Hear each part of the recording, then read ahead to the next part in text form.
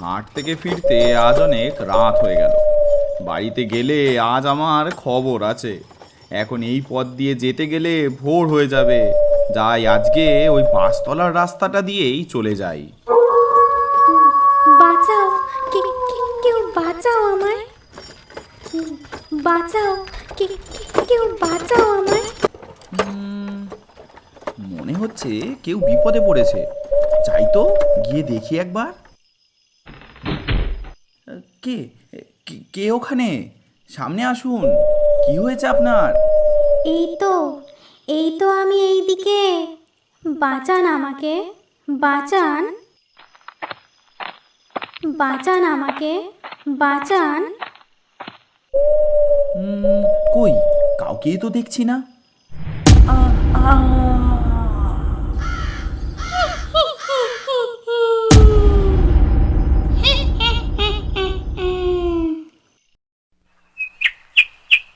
জায়গাটা হলো চাপাবেরিয়া।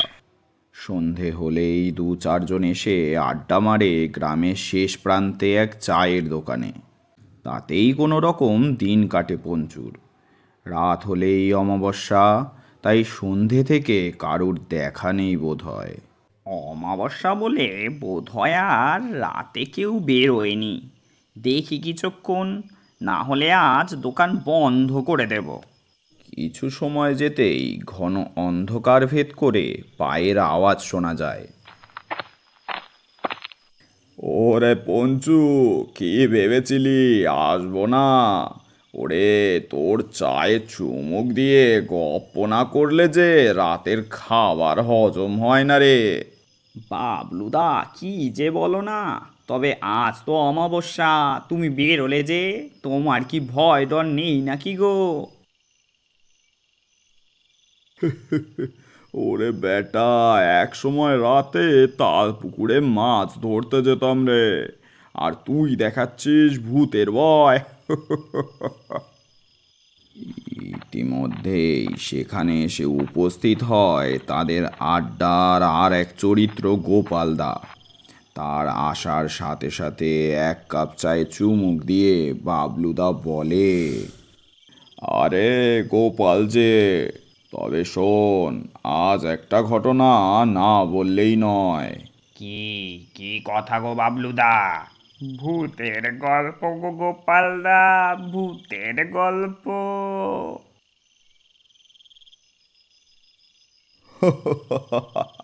তবে শোন, দিনটা ছিল অমাবস্যার। পাশের গায়ে মিত্তির বাবুর বাড়ি গিয়েছিলাম পুজোর নিমন্ত্রণে। পুজো শেষ হতে বেশ রাত হয়ে যায়। ওই রাত 11টা নাগাদ আমি প্রসাদ খেয়ে বাড়ি ফিরছি। বাঁশবাগানের রাস্তাটা দিয়ে ফেরার পথেই এখানে বাবলুদা কিছুটা চুপ হয়ে যায়। দেখে তাকে কেমন বিচলিত ভীত লাগছিল। গোপাল কিছুটা কৌতূহলভাবে জিজ্ঞেস করে, চুপ হয়ে গেলে যে বাবলুদা, তারপর কি হলো গো?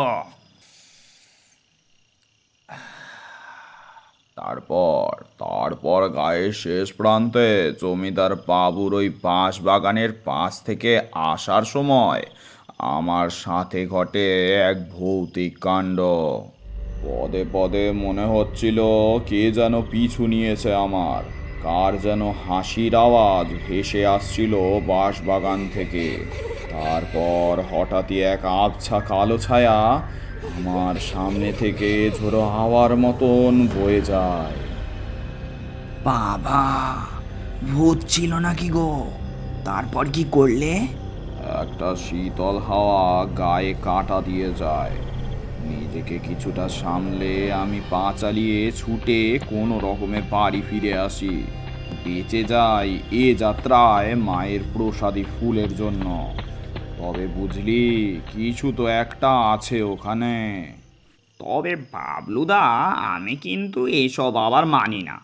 ভূত বলে কিছু হয় নাকি? দূর। এই দেখো, রোজ রাতে দোকান বন্ধ করে কত রাতেই না আমি বাড়ি যাই। কই, আমার সাথে তো কোনো ভৌতিক ঘটনা ঘটেনি। শোন ভাই পঞ্চু, হয়নি মানে এটা ভাবিস না যে হবে না। তবে রোজ রাতে সাবধানে বাড়ি যাস কিন্তু। বাবলুদা, শুনেই আমার গা শিউরে উঠছে। তুমি আমি আজ একসাথে বাড়ি যাব। আরে হ্যাঁ রে বাবা, যাবি খুনি একসাথে। ভিতরাম কোথাকার। গপ্প সেরে গোপাল ও বাবলুদা বাড়ি ফিরে আসে। তবে দোকান বন্ধ করে পঞ্চুর সেদিন বেশ দেরি হয় বাড়ি ফিরতে। মেঠো পথে হাঁটতে হাঁটতে তাল পুকুর পেরিয়ে সেই বাসতলার কাছে পৌঁছতেই এক দণ্ডায়মান ছায়ামূর্তি তার সামনে পথ আটকে দাঁড়ায়।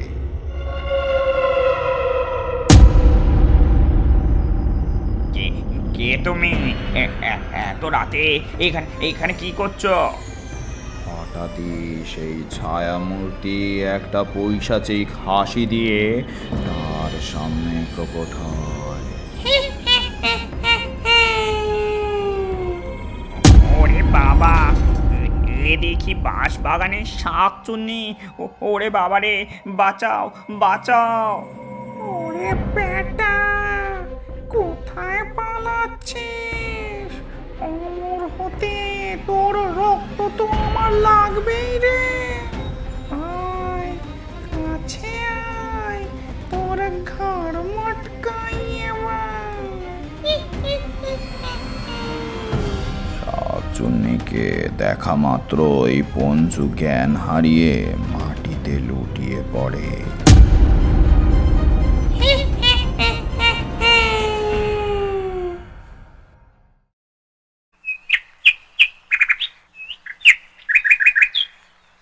পরের দিন গায়ে শেষ প্রান্তে পঞ্চুকে রক্তাক্ত অবস্থায় ক্ষেতের পাশে কিছু মানুষ দেখতে পায়।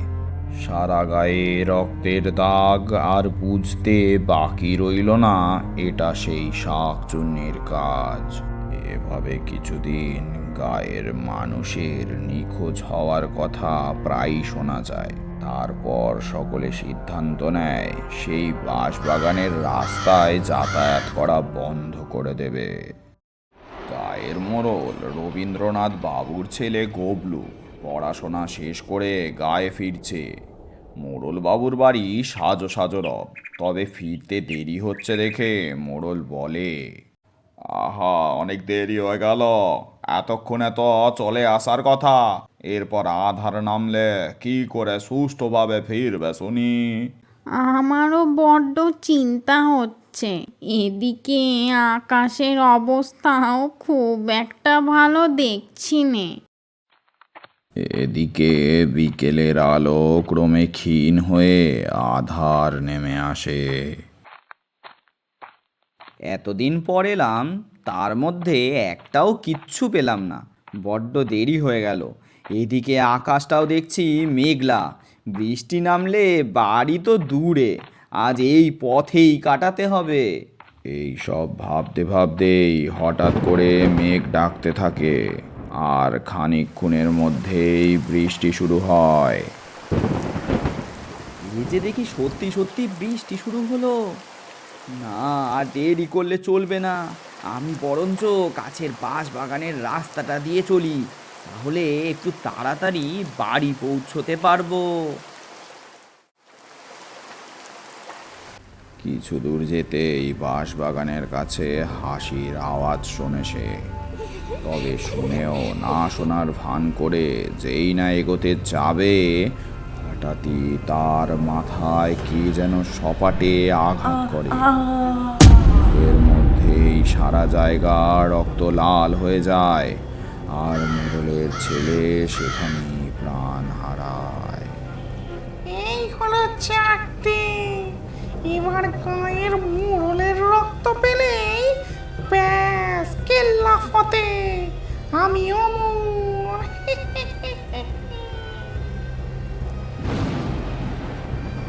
এদিকে ছেলে ফিরছে না দেখে মোড়ল মশাই নিজেই মশাল হাতে রাতের অন্ধকারে খুঁজতে বেরিয়ে পড়ে। ওরে বাছা, এই ঝড়ের মধ্যে কোথায় তোকে খুঁজি? তার মধ্যে যা হাওয়া, এতে মশালও তো প্রায় নিভে যাচ্ছে। চারিদিকে এত অন্ধকার, দূর দূর অবধি কিছুই তো দেখা যাচ্ছে না। এই ঝড়ের মধ্যে এদিক ওদিক ঘুরে গায়ের শেষ প্রান্তে বাঁশবাগানের কাছে আসতেই ছেলের নিথর রক্তাক্ত দেহ খুঁজে পায় সে। এ আমার কি সর্বনেশ হলো গো, কোথায় গেলি আমার ছেড়ে? তোর এ অবস্থা যে করেছে তাকে আমি ছাড়বো না। ছাড়বি না মানে? তোর অপেক্ষায় তো ছিলাম রে বেটা। শাকচুন্নি, তবে তুই মেরেছিস আমার ছেলেকে, তোকে আমি আজ মেরেই ফেলবো। তুই মারবি আমাকে? ওরে, তোর রক্ত দিয়েই যে আমি অমর হব। আমার ছেলেকে মেরে তুই অমর হবি? দাঁড়া, আজ তোর একদিন কি আমার একদিন। এই বলে যেই না মোড়ল শাকচুন্নিকে মশাল ছুঁড়ে মারবে, অমনি শাকচুন্নি অদৃশ্য হয়ে যায় আর মোড়লের পেছনে এসে দাঁড়িয়ে পড়ে। মোড়লের গলা টিপে ধরে ওপরে তুলে নেয়।